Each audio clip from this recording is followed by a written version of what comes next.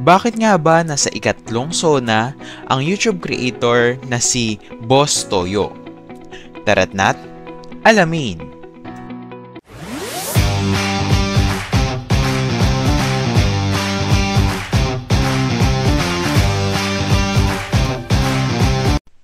Pinuna ng netizens ang pagdalo ng content creator na si Boss Toyo sa State of the Nation Address o SONA ni Pangulong Bongbong Marcos kahapon, Hulyo 2022.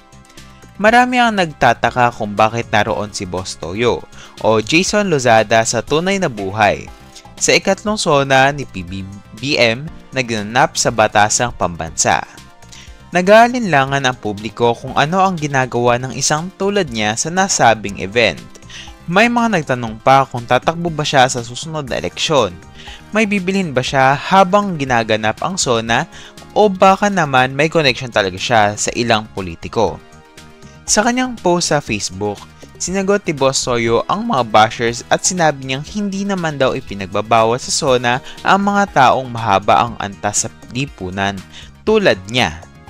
Makikita sa FB page ng vlogger at negosyante ang kanyang litrato na kuha sa loob ng Batasang Pambansa, suot ang barong Tagalog na ginawa ng isang Filipino designer. Anya sa caption, "Nagtataka ako bakit mga taong nagki-question kung bakit ako nasa SONA. Bawal po ba ang isang content creator dito? Bawal po ba ang isang tulad ko dito? Bawal ba dahil hindi ako politiko? Bawal ba dahil di mataas ang antas ko sa lipunan?"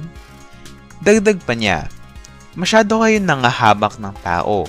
Gusto ko marinig kung ano ang sasabihin dahil isa akong Pilipino at may pakialam ako sa bayan ko.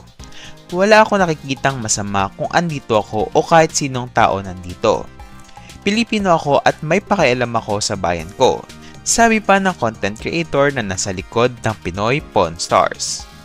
Mapapanood ito sa kanyang YouTube channel kung saan makikita ang pagbebenta sa kanya ng mga gamit o memorabilia ng sikat na celebrities. Ilan sa mga artistang nagbenta sa kanya ng kanilang memorabilia ay sina Diana Zubiri, Nino Mulak at Jiro Manyo. At dyan nagtatapos ang ating chika for today. Ano kaya sa palagay nyo? Mag-comment lang dyan sa ilalim at huwag kalilimutang pindutin ang subscribe at bell button para lagi kayong ma-notify kapag nag-upload ako ng pinakabago at umaalab na chika. Pakipindot na din ang like at share button para marami pang ma-upload kagaya ng ganitong content. Yun lamang at paalam!